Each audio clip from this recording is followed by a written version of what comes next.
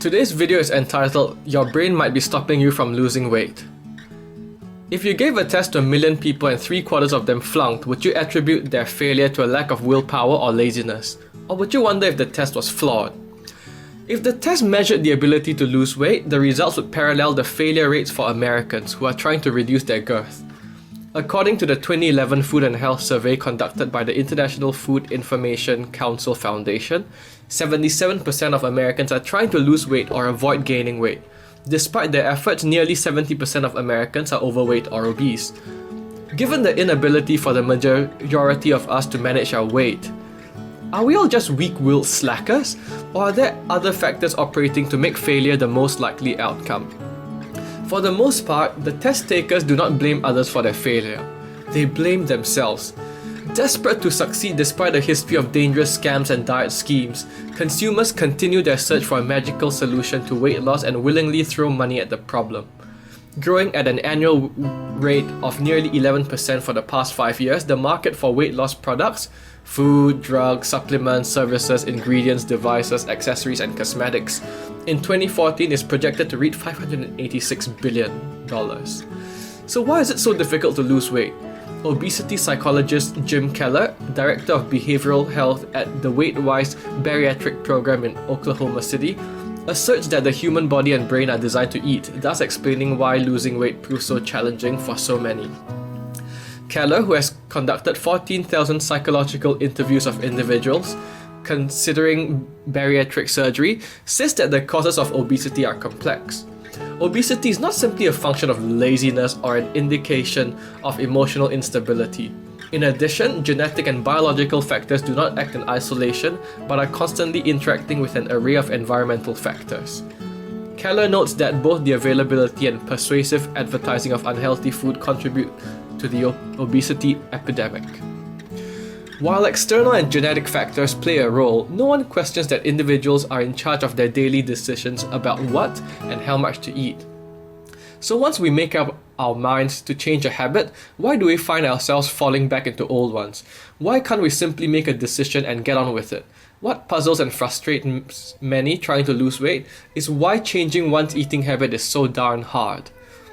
According to Dr. Howard Rankin, an expert on behavioral change, a key part of the problem is that we believe we have more control over our behavior than we really do. Stress, anxiety, and addiction can limit the conscious control we have over our choices.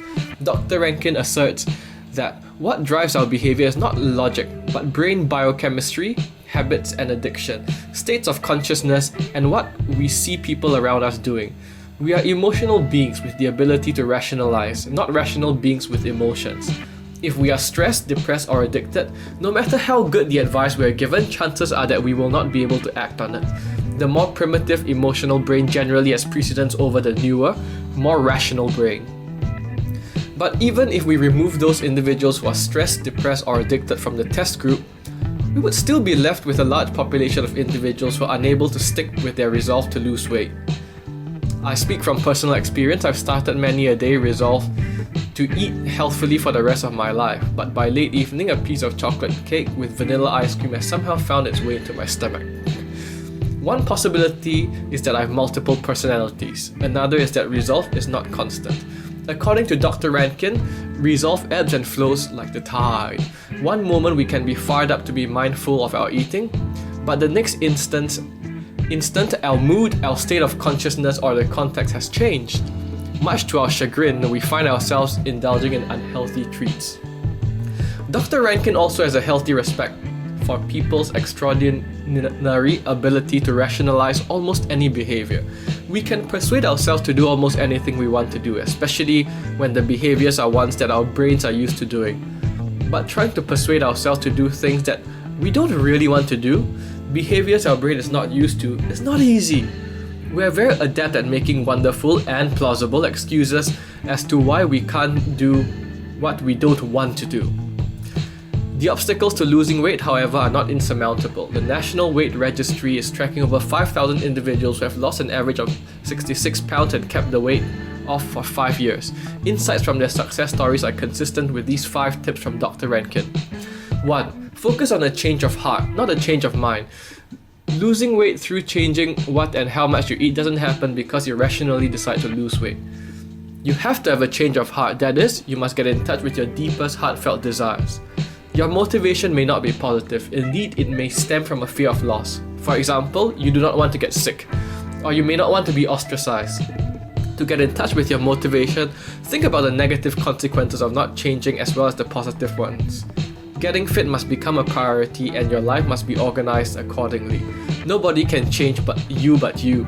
And once you've made the changes, you need to stay focused. Successful individuals keep their motivation in the forefront of their minds all the time.